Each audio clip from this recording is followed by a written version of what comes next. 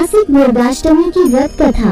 प्राचीन काल में असुरों के राजा दंभ को एक पुत्र की प्राप्ति हुई, जिसका नाम रखा गया महिषासुर। जन्म से ही उसमें अमर होने की प्रबल इच्छा थी। जैसे जैसे वह बड़ा हुआ, उसकी ये इच्छा और भी बलवती होती गई। अमरत्व की प्राप्ति के लिए उसने कठोर तपस्या आरंभ की। उसने अपनी इंद्रियों को वश में कर ब्रह्मा जी की घोर तपस्या की। महिषासुर की कठोर तप से प्रसन्न होकर ब्रह्मा जी प्रकट हुए। उन्होंने उससे वरदान मांगने को कहा।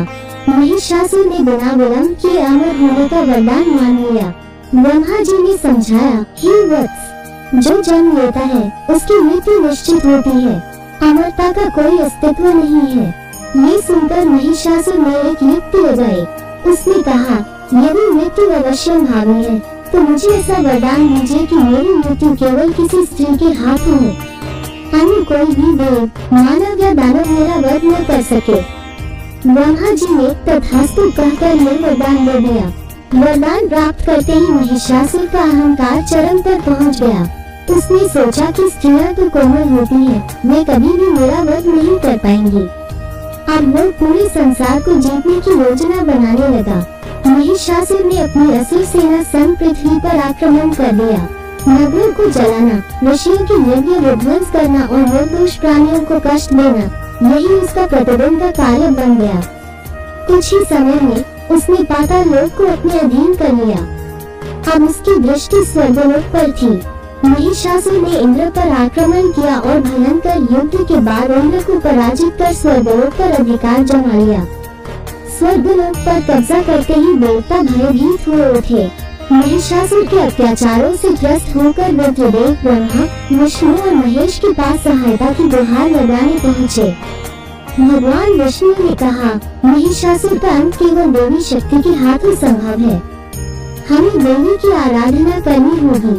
ये सुनकर सभी देवताओं ने अपने अपने तेज को एकत्रित किया। इस दिव्य ऊर्जा से एक अत्यंत दिव्य, तेजस्वी और अकल्पनीय रूपवती देवी प्रकट हुई, माँ दुर्गा। देवताओं ने माँ को अपनी शक्तियाँ समर्पित की। हिमालय ने उन्हें सिंह का वाहन दिया, शिव ने त्रिशूल, विष्णु ने सुदर्शन चक्र, इंद्र ने वज्र, वरुण ने शंख और अन्य देवताओं ने भी अपने दिव्य अस्त्र उन्हें अर्पित किए। माँ दुर्गा का दिव्य स्वरूप देखकर सभी देवता हर्षित हो उठे और उनकी स्तुति करने लगे। जब महिषासुर ने देवी दुर्गा के अद्भुत सौंदर्य की छवि देखी तो वह उनकी ओर आकर्षित हो गया।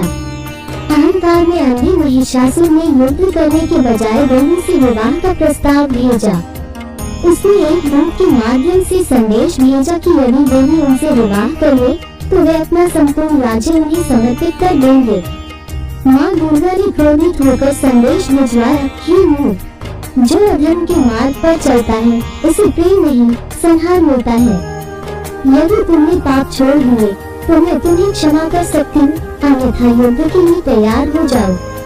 महिषासुर ने इस चेतावनी को अनसुना कर दिया और युद्ध की घोषणा कर दी। 9 दिनों तक भयंकर युद्ध हुआ। हर दिन महिषासुर ने नया रूप धारण कर देवी को छलने का प्रयास किया, कभी सिंह, कभी हाथी तो कभी भयंकर दैत्य।